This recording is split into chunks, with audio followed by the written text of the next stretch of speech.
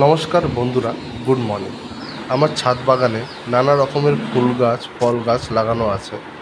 আর দেখুন বন্ধুরা, সব ফুল গাছগুলোতে কত সুন্দর সুন্দর ফুল ধরে রয়েছে। তো এই এত সুন্দর সুন্দর ফুল ধরে থাকার কারণ হচ্ছে আমি আমার গাছপালাতে নিয়মিত জৈব সার প্রয়োগ করে থাকি। তো জৈব সার প্রয়োগ করার ফলে দেখুন বন্ধুরা, আমার গাছপালার হেলথ দেখুন, কত সুন্দর সুন্দর পাতাগুলো রয়েছে, কত সুন্দর সুন্দর ফুল রয়েছে। তো আজকে আপনাদের আমি এই ভিডিওতে দেখাবো কিভাবে আপনি আপনার কিচেন ওয়েস্ট থেকে জৈব সার তৈরি করে আপনি আপনার গাছপালাকে হেলদি রাখতে পারবেন। তো বন্ধুরা দেখুন, এখানে আমি এক গামলা মোটামুটি সবজির খোসা রেখেছি। সেই সবজির খোসার মধ্যে আছে কিছু লেবুর খোসা আছে, কিছু আলু খোসা আছে, কলার খোসা আছে, এখানে দেখুন এটা হচ্ছে কাঁঠালের খোসা রয়েছে। তো বন্ধুরা নানা রকমের খোসা রয়েছে। তো দেখুন বন্ধুরা, কিছু খোসা যেগুলো কাঁঠালের খোসাগুলো গোটা রয়েছে সেগুলোকে আমার মা ছোট ছোট টুকরো করে দিচ্ছে। তার মধ্যে আমি দেখুন সবজির খোসাটা অ্যাড করে দিলাম। আর এর মধ্যে যদি কোনো আনওয়ান্টেড জিনিস থাকে তো সেগুলো আমরা বার করে দিচ্ছি। যেগুলো পচবে না ইজিলি, সেসব জিনিসগুলো আমরা বার করে দিচ্ছি।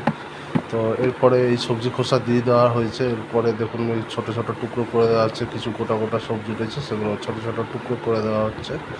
তারপরে এরপরে এর মধ্যে আমরা দিয়ে দেবো হচ্ছে জল, মোটামুটি 2-2.5 গামলা জল দিয়ে দেবো এর মধ্যে। তারপরে এইটাকে আমরা ঢেকে রেখে দেবো। তো বন্ধুরা, এই জলটা যেটা দিয়ে দিচ্ছি না এর মধ্যে, তো এতে কী হবে যে সবজি খোসাগুলো খুব ইজিলি পচা শুরু করে দেবে, ঠিক আছে, তাড়াতাড়ি পচতে শুরু করে দেবে।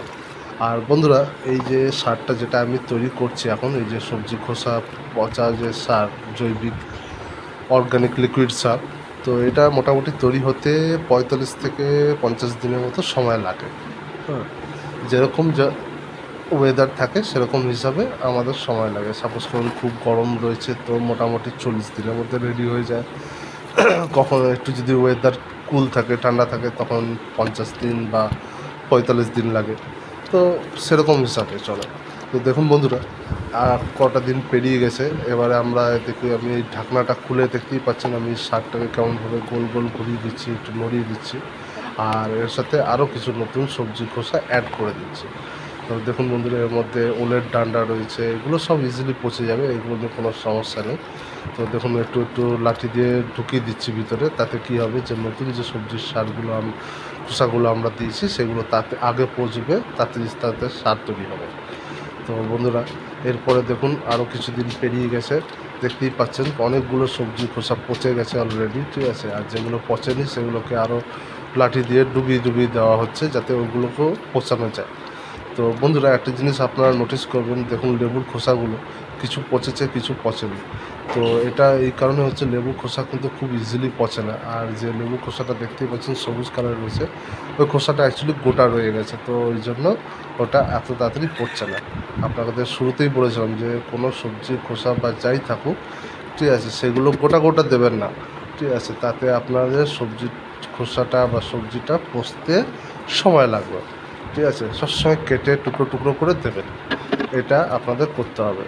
তবে গিয়ে আপনাদের জৈব সার খুব তাড়াতাড়ি আর খুব ভালোভাবে তৈরি হবে। আর এই দেখুন বন্ধুরা, এবারে ঢাকা দিয়ে রেখে দিলাম। এরপরে এই দেখুন, এরপরে কিছুদিন পর আবার দেখাচ্ছি আপনাদের। এই দেখুন সার আমার রেডি, দেখতেই পাচ্ছেন কি সুন্দর লাগছে, একদম ব্রাউন কালার। মোটামুটি সমস্ত যত সবজি খোসা, ফলের খোসা যা দিয়েছিলাম সব পচে গেছে। এবার এটাকে আমরা ছেঁকে নিচ্ছি। ছেঁকে নেওয়ার পর এটাকে আমরা গাছে দেব, ঠিক আছে। ছেঁকে নিচ্ছি দেখুন বন্ধুরা, নেটের মধ্যে আরও কিছু কিছু জায়গায় মানে সবজি খোসার মধ্যে পুরো সারটা আটকে রয়েছে, তো সেটা একটু নাড়িয়ে চাড়িয়ে বার করে নেওয়া হচ্ছে। এরপরে এইটাকে আমরা একটা আলাদা বালতিতে দেখুন 2-3 মগ করে নিচ্ছি, নিয়ে এরপরে এর মধ্যে পুরো জল দিব। ডাইলুট করতে হবে বন্ধুরা। ডাইলুট যদি না করেন তাহলে কি হবে, যদি আপনি সারটা দেন তাহলে অনেক সময় আপনার গাছের গোড়ার ক্ষতি হতে পারে। তো ওই জন্য ডাইলুট করে আমি আমার প্রত্যেকটা গাছকে দেখুন, বেদানা গাছকে দিচ্ছি। এখানে আরও দুটো বেদানা গাছ আছে, একটা ব্লু কালারের যে টপটা ওর মধ্যে আছে, ওই ব্ল্যাক কালারের বালতিটার মধ্যেও আছে। এখানে দেখুন আঙুর গাছকে দিচ্ছি। তো দেখতেই পাচ্ছেন আঙুর গাছটা কত সুন্দর সুন্দর পাতা হয়ে রয়েছে। এই তো এটা খুব রিসেন্টলি লাগানো হয়েছে, তাই এখনও এতে আঙুরটা ধরেনি। তা যখন আঙুর ধরবে তারও ভিডিও আপনাদের দেখাবো।